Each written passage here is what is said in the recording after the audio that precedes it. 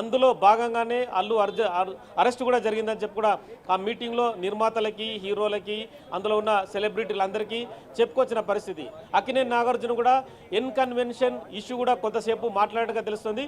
N convention కూడా FTL buffer జోన్లే నిర్మించడం వల్లే కూల్చివేయడం జరిగింది.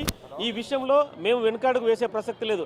గత ప్రభుత్వాలు వాళ్ళకు మధ్య సయోధ్య ఉండవచ్చు, కానీ హైడ్రా అనేది ఒక నిర్మాణ పరంగా జరిగిన వ్యవహారం, దానికి సంబంధించే అది జరిగిందని చెప్పుకొచ్చారు. సో మొత్తం ఓవరాల్గా అయితే మీటింగ్ అయితే ఇంకా కొనసాగుతుంది. మరి కాసేపట్లో ముగిసే అవకాశం కనిపిస్తుంది. ఎందుకంటే ముఖ్యమంత్రి రేవంత్ రెడ్డి ఇక్కడ నుంచి వెళ్ళిపోవాలి. కర్ణాటకలో జరిగిన కాంగ్రెస్ మీటింగ్లో పాల్గొనాలి కాబట్టి మరో పావు గంట 20 నిమిషాల్లో మీటింగు క్లోజ్ చేసే అవకాశం కనిపిస్తుంది.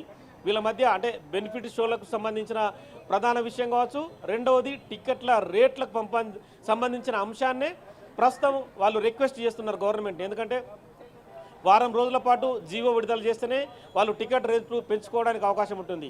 టికెట్ రేట్లు పెంచుకోవడం వల్ల వాళ్ళు ఏం చేయగలుగుతారు ప్రభుత్వాలకి ప్రజలకు అనే ఆన్సర్ని సినిమా నిర్మాతలు ఒక హామీ ఇస్తే కనుక ఆ హామీని అనుసరించి ప్రభుత్వం మళ్ళీ విధి విధానాలను రూపొందించే అవకాశం కనిపిస్తుంది. అంటే ఇప్పటికిప్పుడే టికెట్ల రేట్లు పెంచుకోమని చెప్పడం కావచ్చు, బెనిఫిట్ షోలు నిర్వహించుకోమని చెప్పడానికి అవకాశం అయితే ప్రస్తుతం లేదు. అంటే వాళ్ళు చెప్పే మాటలు విన్న తర్వాత తాము కూడా మంత్రివర్గంలో చర్చించడం కావచ్చు, తదుపరి సినిమా పెద్దలను కొంతమందిని పిలిచి మళ్ళీ మాట్లాడి తదుపరి నిర్ణయం తీసుకుంటామని చెప్పి కూడా వాళ్ళకు చెప్పే అవకాశం కనిపిస్తుంది.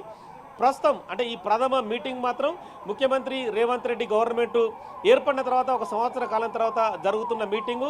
ఇక గద్దర్ అవార్డు కూడా ప్రధానంగా ప్రస్తావనకు వచ్చింది. గద్దర్ అవార్డు ప్రకటించిన తర్వాత సినిమా పెద్దలు గద్దరు అవార్డుని ఎవరు మనసు మీద తీసుకోలేదు. గద్దరు ఎవరు అన్న క్వశ్చన్ కూడా చాలామంది చేశారని చెప్పి కూడా ముఖ్యమంత్రి రేవంత్ రెడ్డి వాళ్ళందరినీ ప్రశ్నించారు.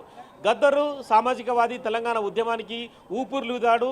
ఏనాడో దశాబ్దాల క్రితం బండెనక బండి గట్టి అని చెప్పి తెలంగాణ ఉద్యమానికి ఊపిరిలూది పాటలు పాడిన ప్రజా గాయకుడు కూడా తన కాలికి గజ్జలు కట్టి ఊరూరా తిరిగి తెలంగాణ కోసం చాలా విషయాల్ని చాలా ప్రజలను ఉత్తేజపరచడంలో ముందున్నాడు. కానీ అదే గద్దర్ని ఏ సినిమా నిర్మాత కూడా తమ మనసులోకి తీసుకోకుండా గద్దరు అవార్డుని ప్రకటిస్తామని చెప్పి కూడా బహిరంగ అయితే నగేష్ మనం చూస్తున్నాం బిగ్ టీవీ స్క్రీన్ మీద ఎక్స్క్లూజివ్గా కూడా ప్రతి ఒక్కరు కూడా అటు నాగార్జున కానివ్వండి, వెంకటేష్ కానివ్వండి, ప్రతి ఒక్కరు కూడా అటు సినీ నిర్మాతలు, దర్శకులు కూడా సీఎం రేవంత్ రెడ్డిని అయితే కలిసి బుకే ఇచ్చి కూడా చాలా సంతోషంగా వారైతే కలిసి మీటింగ్ అయితే కొనసాగిస్తున్నారు. ఎందుకంటే ఇప్పటికే అయితే ఈ మీటింగ్లో ఎవరు ప్రతిపాదనలు అయితే వాళ్ళు చెప్పారు, అటు రాఘవేంద్రరావు కూడా, ఎందుకంటే అందరూ సీఎంలు కూడా మమ్మల్ని బాగానే చూసుకున్నారు. సో ఇప్పుడు కూడా వాళ్ళకి ప్రభుత్వం తరపు నుంచి ఏం కావాలనేది కూడా ఈ మీటింగ్లో సినీ ఇండస్ట్రీ తరపు నుంచి అయితే ఎవరికి వారు చెప్పారు.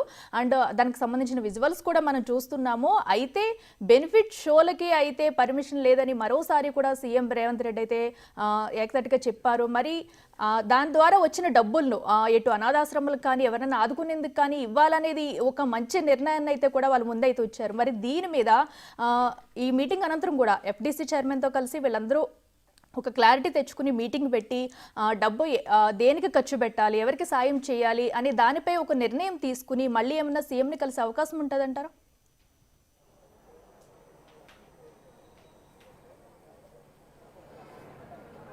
ఖచ్చితంగా ఇది ప్రైమరీ మీటింగ్ మాత్రమే. ఇక్కడ ఈ మీటింగ్లో పూర్తిగా నిర్ణయాలు తీసుకోవడం కానీ జరగదు. ఇది కేవలం ఏంటంటే ఒకరినొకరు కలుసుకోవడం. ముఖ్యమంత్రి రేవంత్ రెడ్డి ముఖ్యమంత్రి అయిన తర్వాత చాలామంది నిర్మాతలు, సినిమా హీరోలు కూడా ఎవరు కూడా ముఖ్యమంత్రి రేవంత్ రెడ్డిని కలవలేదు కూడా గతంలో. ఎందుకంటే ఈ సంవత్సర కాలం కూడా ఎవరు కలవలేదు. అంటే వాళ్ళ ఉద్దేశాలు ఏంటో తెలియదు, కానీ మొత్తానికైతే ముఖ్యమంత్రి రేవంత్ రెడ్డిని కలిసేది ఏముందన్న యాంగిల్లో తెలియదు.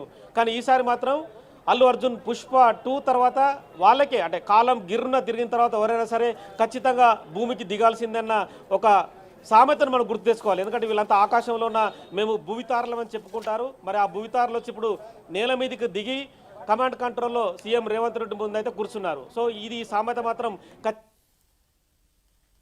అనుకోవడం, ఇంకో తమ మనసులో గొప్ప హీరో అని చెప్పి తాటులు పోపించుకోవడం రకరకాలుగా వాళ్ళు చేస్తుంటారు.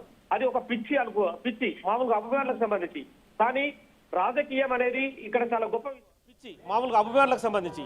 కానీ రాజకీయం అనేది ఇక్కడ చాలా గొప్ప విషయం. రాజకీయం అనేది ప్రభుత్వాలు నడిపిస్తుంది, ప్రజలకు అనుగుణంగా పనిచేస్తుంది. కానీ ఇవన్నీ కూడా సినిమా వాళ్ళు పట్టనట్లుగా వ్యవహరించారనేది ఇక్కడ స్పష్టంగా కనిపిస్తుంది. గత సంవత్సర కాలంగా ప్రభుత్వం ఏ నిర్ణయం తీసుకున్నా కూడా సినిమా పెద్దలు ఏ ఒక్క అంగీకారాన్ని ముందుకు తీసుకురాలేదు. అంటే చాలా విషయాల్లో కూడా ప్రభుత్వం వాళ్ళకి సర్ది చెప్పే ప్రయత్నం చేస్తుంది, కానీ సినిమా పెద్దలు మాత్రం తాము కోట్లు సంపాదించుకున్నాం, సినిమా ఇండస్ట్రీకి వేలాది ఎకరాలు గత ప్రభుత్వం ఇచ్చినా కూడా ఎవరు కూడా పట్టించుకున్న పాపార పోలేదు. అంటే ప్రభుత్వం అంటే ఒక వ్యవస్థ అనేది నిన్న మంచు విష్ణు చెప్పకనే చెప్పారు. తన ఎక్స్ వేదికగా ఫిలిం ఛాంబర్ అధ్యక్షుడు కూడా ప్రభుత్వాలతో కలిసి పనిచేయాల్సిందే మనం అందరం. ఎప్పుడో చిన్నారెడ్డి ప్రభుత్వం 1976లో ఏర్పడితే ఆనాటి నుంచి ఈనాటి వరకు కూడా ప్రభుత్వాల సహకారం అందిస్తేనే సినిమా ఇండస్ట్రీ వెలుగొందుతుంది. తాము కోట్ల రూపాయలు సంపాదించుకున్నా, కోట్ల రూపాయల కారులో తిరుగుతున్నా కూడా ప్రేక్షకులు ఇచ్చే ప్రతి రూపాయి టికెట్ కొంటున్న వాళ్ళే తాము సినిమా తారలుగా, సెలబ్రిటీలుగా ప్రపంచవ్యాప్తంగా గొప్ప కీర్తిని పొందామని చెప్పుకొచ్చాడు. మరి మీటింగ్లో చర్చించుకోవాల్సిన అవసరం ఉంది. ప్రస్తుతం అయితే అంటే ఇప్పుడు అటెండ్ అయిన వాళ్ళు దాదాపుగా 30 నుంచి 40 మంది మధ్య సినిమా పెద్దలైతే అటెండ్ అయ్యారు. కానీ ఒక హీరో మెగా ఫ్యామిలీ నుంచి చిరంజీవి మాత్రం అటెండ్ కాలేదు. ఇక చిరంజీవి మెగా కుటుంబానికి సంబంధించి చూస్తే మాత్రం అల్లు కుటుంబం, మెగా కుటుంబం మధ్య గత కొంత కాలంగా గ్యాప్ కనిపిస్తుంది. నువ్వంటే నువ్వన్న రీతిలో వాళ్ళు కత్తి మీద సామ్లా పనిచేస్తున్నారు. ఎందుకంటే అల్లు అర్జున్ తన సొంత మామ డిప్యూటీ సీఎం పవన్ కళ్యాణ్ మామ డిప్యూటీ సీఎంగా అయినా కూడా కనీసం అభినందించడానికి వెళ్ళలేదు. ప్రచారంలో భాగంగా కర్నూలుకు వెళ్ళి తన సొంత ఫ్రెండ్ కోసం వైసీపీ ప్రచారంలో పాల్గొన్నాడు. సో ఇవన్నీ కూడా అగ్నికి ఆజ్యం పోసేటట్టుగా కూడా mega family versus Allu Aravind family కూడా కొనసాగింది. సో మొన్న అల్లు అర్జున్ రిలీజ్ అయిన తర్వాత సొంతగా కారు నడుపుకుంటూ తన భార్య స్నేహారెడ్డితో కలిసి చిరంజీవి ఇంటికి వెళ్ళి కలిసి వచ్చాడు. తదుపరి చిరంజీవి కూడా వీళ్ళని కలిశాడు. నాగబాబు కూడా అల్లు అర్జున్ ఇంటికి వచ్చి వాళ్ళని కలిశాడు. కానీ ఒక పవన్ కళ్యాణ్ డిప్యూటీ సీఎం మాత్రం ఇప్పటి వరకు కూడా అల్లు అర్జున్ని హైదరాబాద్కి వచ్చినా కూడా 2 సార్లు వచ్చాడు హైదరాబాద్కి. అల్లు అర్జున్ని పలకరించలేదు, వాళ్ళ ఇంటికి వెళ్ళి పరామర్శించలేదు కూడా. అంటే ఇంకా గ్యాప్ వాళ్ళ మధ్య కొనసాగుతుందనేది ఇక్కడ స్పష్టంగా అర్థమవుతుంది. నాగబాబు కూడా అనేక సార్లు అల్లు అరవింద్ ఫ్యామిలీ పైన అనేక ట్వీట్లు చేశారు. అంటే ఇష్టం వచ్చిన రీతిలో జరుగుతుంది వ్యవహారం అనేది కూడా మనకు స్పష్టంగా కనిపిస్తుంది. సో మరి ఈ ఎంటైర్ వ్యవహారంలో మరి అల్లు అరవింద్ కొడుకు సంబంధించిన అల్లు అర్జున్కు సంబంధించిన మీటింగ్ అని చెప్పి మెగా స్టార్ చిరంజీవి అనుకున్నాడా ఏంటనేది కూడా తెలియాలి. మరి మెగాస్టార్ చిరంజీవి మరి ఎక్స్ వేదికగా లేదంటే సోషల్ మీడియా వేదికగా ఏం ఆన్సర్ చెప్తాడు ఈ మీటింగ్లో అనేది, ఈ మీటింగ్ ఎందుకు రాలేదని కూడా ఆయన నుంచి ఆన్సర్ రావాల్సింది.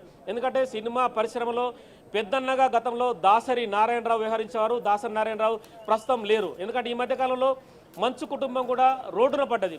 మోహన్ బాబు, విష్ణు, మనోజ్ వాళ్ళు కూడా తమ ఇంటి కోసం, ఆస్తుల కోసం తన్నుకున్న పరిస్థితి. పోలీస్ స్టేషన్లో ఇప్పటికీ కోర్టు కేసులు కొనసాగుతున్నాయి. మోహన్ బాబు అయితే ప్రస్తుతం హైకోర్టు బెయిల్ రద్దవడంతో ఇప్పటికీ అజ్ఞాతంలో ఉండి పరారులోనే ఉన్నాడు. ఒకప్పుడు మోహన్ బాబు అంటేనే సినిమా పరిశ్రమకు హడల్.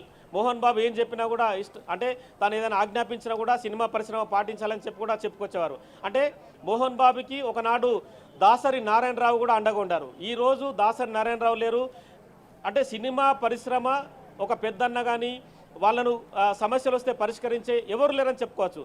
సో ఇంత పెద్ద మీటింగ్ జరుగుతున్నా కూడా సినిమా పరిశ్రమకు పెద్దన్నగా భావించే చిరంజీవి ఈ మీటింగ్లో లేకపోవడం కూడా చాలా వరకు ఇది క్వశ్చన్ మార్క్. ఎందుకంటే టాలీవుడ్ ఇండస్ట్రీ కావచ్చు, క్రిటిక్స్ విమర్శించే వాళ్ళు కూడా ఎందుకు చిరంజీవి రాలేదని కూడా ప్రశ్నిస్తున్నారు.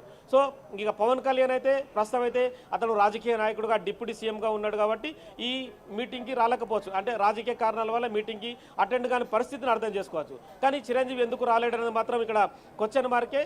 చిరంజీవి ఎందుకు రాలేదని చెప్పి కూడా దిల్ రాజుని కొంతమంది సినిమా పరిశ్రమకు సంబంధించిన వ్యక్తులు అడిగారు. దిల్ రాజు కూడా అంటే ప్రస్తుతం ఇప్పటివరకు మనం చూస్తున్న